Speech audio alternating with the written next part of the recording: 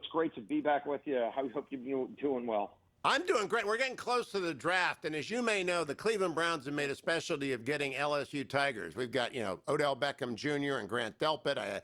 We got other LSU Tigers. I'm looking. All you got are wide receivers. We need DBs. I'm not sure we're going to have a Tiger drafted to the Browns this year.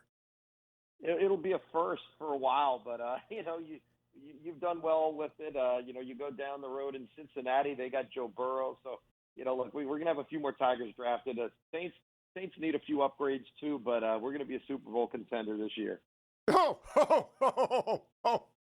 Yeah. Okay. Steve Scalise is. You heard it from Scalise. Yeah, right. I will write that down, and I'll say I'm not going to Vegas with that one. Let's hope you've got better information on the House court packing bill. Look, this is my favorite bill of the year. I want this to get a vote tomorrow. Democrats introduced legislation yesterday to pack the Supreme Court to expand it from 9 to 13. The single most radical bill in the House of Representatives since before the Civil War. It is that radical, and I want it to get a vote. Steve Scalise, can you help it get a vote in a hurry? Let's push them to go on the record on all this stuff. Look, when you talk about radical, all that Speaker Pelosi's done this whole year is move a radical socialist agenda.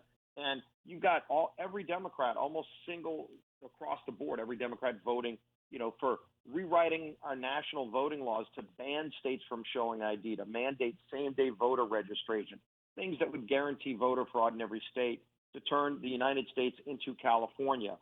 In terms of voting. I don't think that's where America is. They're getting ready to go raise taxes on everybody. The idea that, don't worry, just the millionaires and billionaires are going to pay. Does anybody really believe that when the guy who's chairman of the Senate Budget Committee writing the bill is named Bernie Sanders? Do you really think you're not going to pay more on your utility bill? You absolutely, $50,000 a year hardworking family is going to pay more in taxes if Democrats get their way.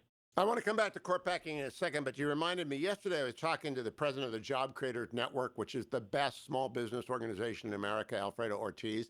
And Alfredo and I were talking about stepped-up basis because I'm urging him to make this a focal point.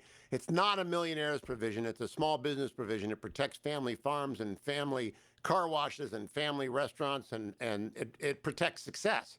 And the Democrats want to get rid of stepped-up basis. Steve Scalise, do you think the Republicans can explain to America how radical the elimination of stepped-up basis, even when a company with $1 million exemption, is?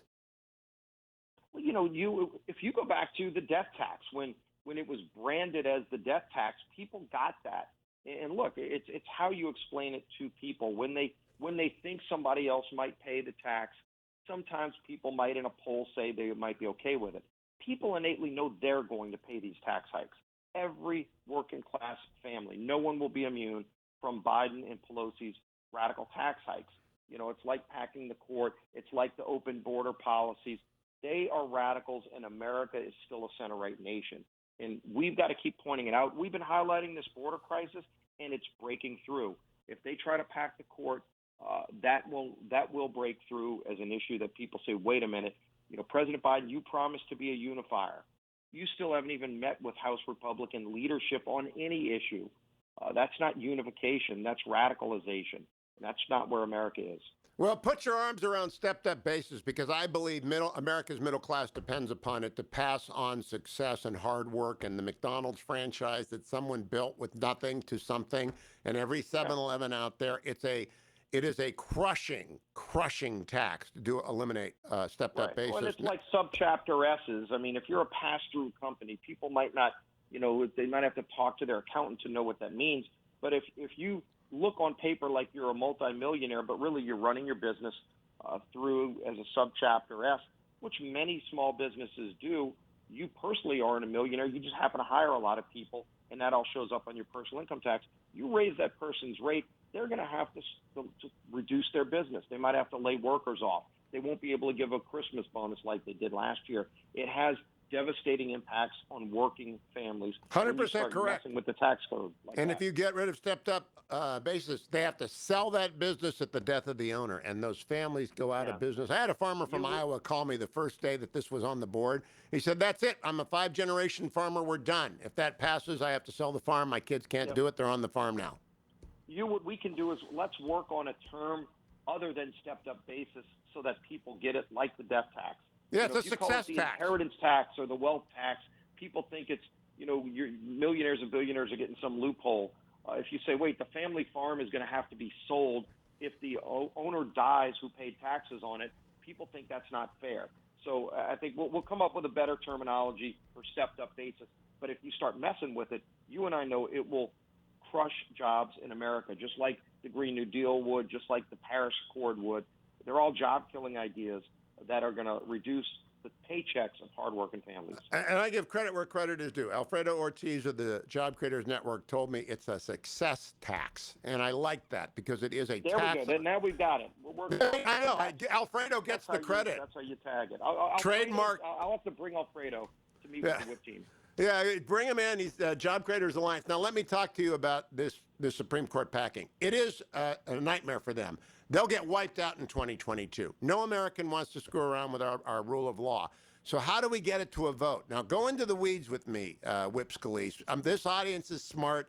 This audience doesn't need to have tutorials. They just need, how do you get it done? How do you get it to a vote?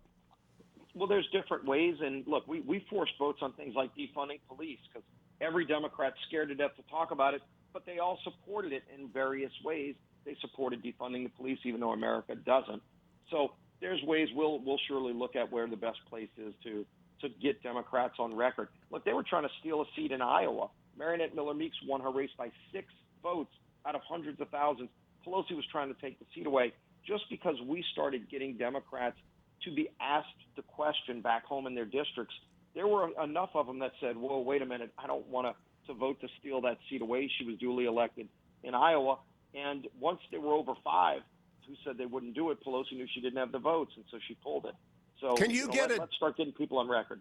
Can you get a discharge petition, which every Republican signs, to move that bill out of committee? Is that a tool that's available to you? Because honestly, they will run from court packing. They know that most of America thinks that is a nightmare idea.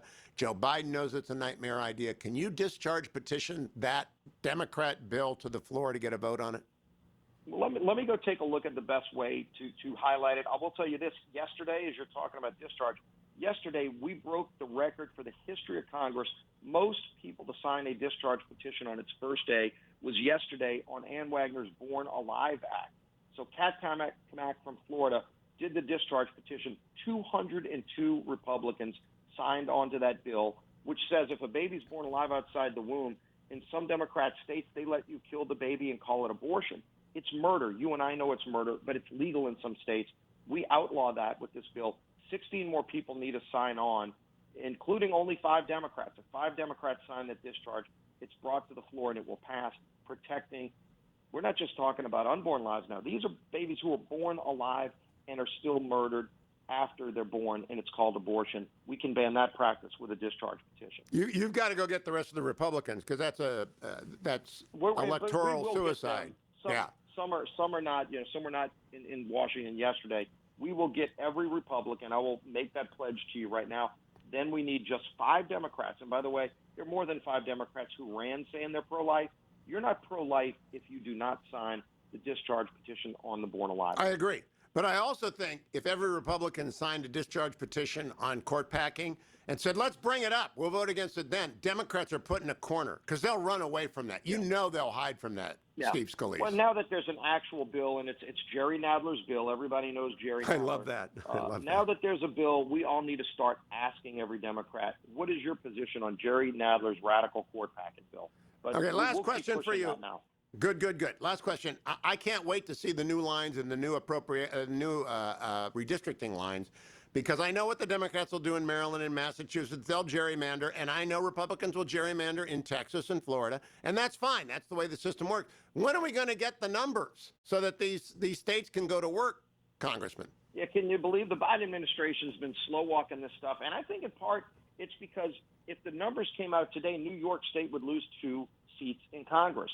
California loses 1. California has never lost seats in the history of the state of California. They're going to lose a seat. New York should lose 2. If you see the numbers come out in August and New York only loses 1, which means Alabama would then lose a seat, it's because they played games with the numbers. But let's get the numbers out now. There's no reason it should delay till August or September. Okay, we're cooking the books as we speak. Steve Scalise, love having you on. I hope we get some LSU Tigers up to Cleveland again because we're winning the Super Bowl this year. Not so sure about your Saints.